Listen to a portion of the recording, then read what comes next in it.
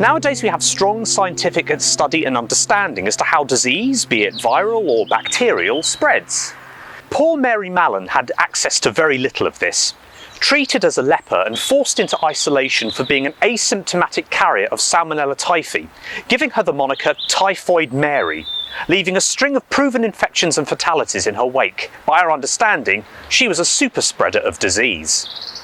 Born in Northern Ireland in 1869, she emigrated to New York in the 1880s and worked as a domestic cook, a profession where her touch of food would often have fatal consequences for those who were in close contact with her.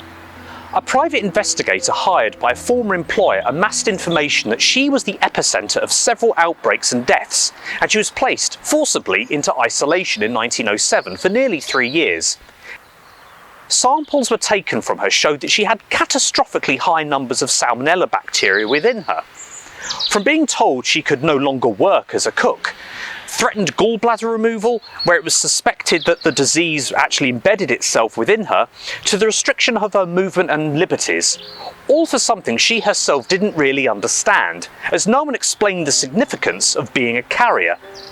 From 1915 until her death in 1938, she was kept in quarantine on North Brother Island, where she was given work as a technician in the hospital laboratories.